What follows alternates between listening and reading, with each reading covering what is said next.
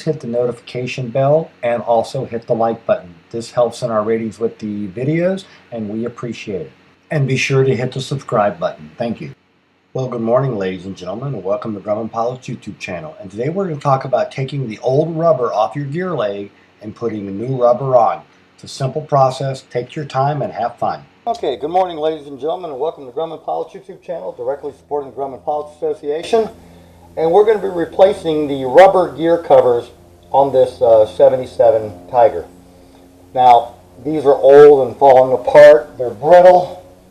They've been glued and RTV'd and chunks of it are coming off, but once you get it clear, then it's a simple matter of cleaning everything up and re-gluing the new part. The easiest way to do that is with a gasket scraper and just break the bond of the old contact cement all the way up to the leading edge. As you can see, not too much of a problem. Not everywhere anyway.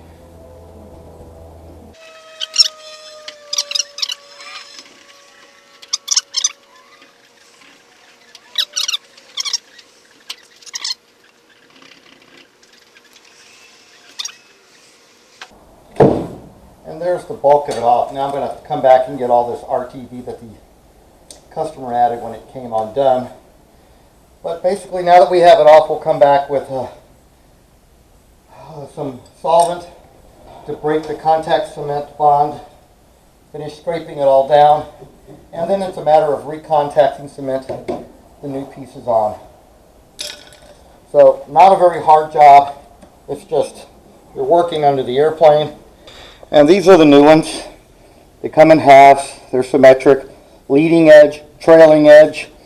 And it's just like any kind of rubber on our airplanes. What we'll end up doing is putting contact cement on this surface here and here and on here, and then make very carefully, we will align it on the front. Now you want to make sure you have no gap at the front because the brake line has to come through here on the back side, which we will have installed on the airplane before we do this. But once these touch in rubber, they're not moving. And the same thing on the other side. We'll match it all up and squeeze it all together, and then that will take care of these two halves. So it's a nice dress up for the airplane. These were again in very bad shape. It actually been wrapped in a lot of black duct tape. Well, good morning, ladies and gentlemen, and welcome to Grumman Pilots YouTube channel, directly supporting the Grumman Pilots Association. And this morning we're going to be putting these gear leg covers back on the gear leg. The gear leg is all clean.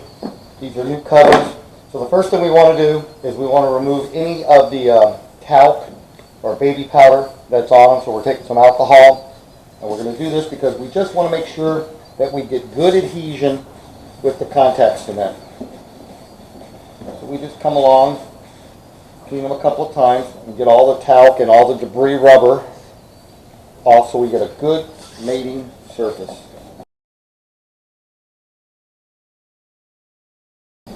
Now that takes care of cleaning the rubber parts. So now we're going to get our contact cement.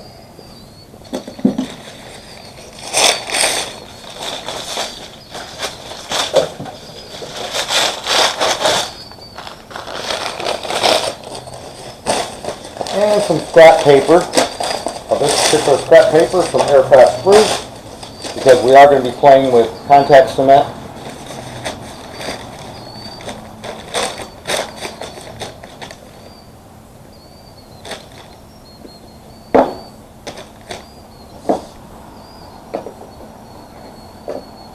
Now this comes in a variety of sizes. You can buy it in little bitty bottles, but they're kind of hard with that little brush. So what we do is we buy the quart cans.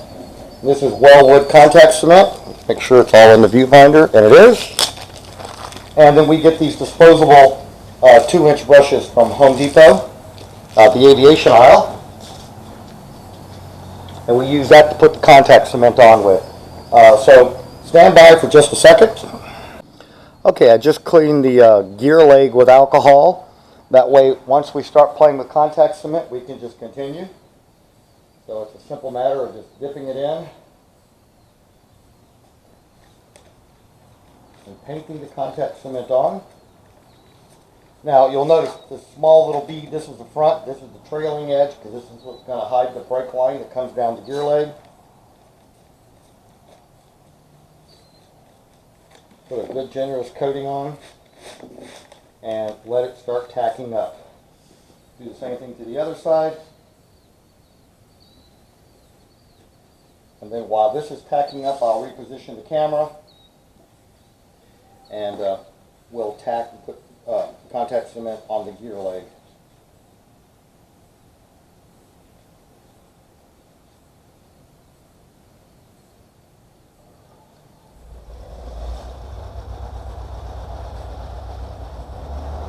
Now you've got 5 minutes to 60 minutes to let this tack up, but it's already starting to tack up. It's a nice warm day here in Ohio.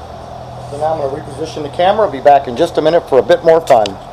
Okay, now let's put the contact cement on the gear leg. We've wiped it all down already with alcohol.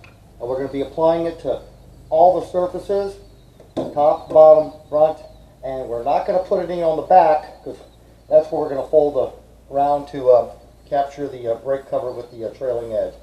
So again, you just take some contact cement. Again, these 2-inch brushes really do make it so much easier than trying to use that little bitty brush in the can. Now they also make an aerosol version of this, but we find that the overspray causes more problems than we like dealing with. It gets on the floor, it gets on parts of the airplane that you don't want contact cement on.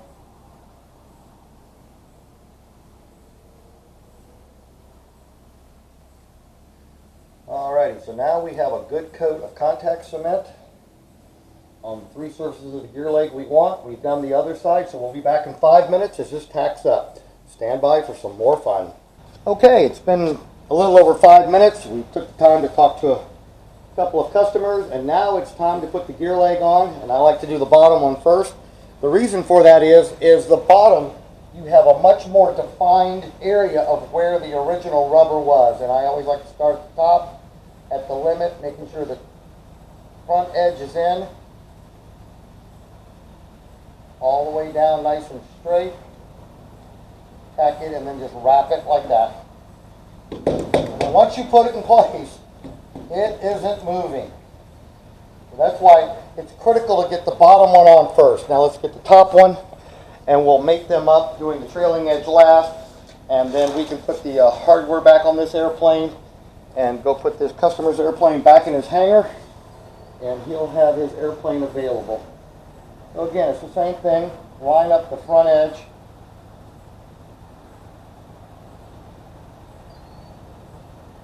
Get it all seated into place, and then just drop it down.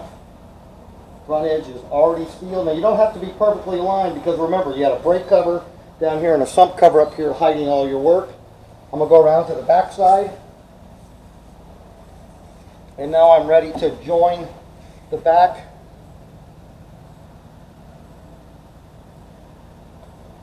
And the brake line is captured. And the rubber's all in place, and we are done. And so here's the finished look of with the new gear leg all glued on the aircraft, all bound together. We've got the brake cover and the sump cover back on.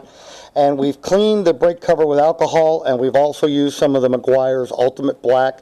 This is a good preservative. It breaks UV. It also gives it a nice glossy black look. So as you can see, this is in much better shape. The other side is wrapped in duct tape, but we'll attack that another year. But this is what the finished product looked like. And a flashback, here's what we started with, that ugly rubber gear leg. So considering that these are 40-year-old gear leg covers, about time they were changed anyway. They are available. You can get them from Air Mods Northwest or Fletch Air Aviation. And we hope you found this useful. Thanks for watching, and have a good day flying your Grumman.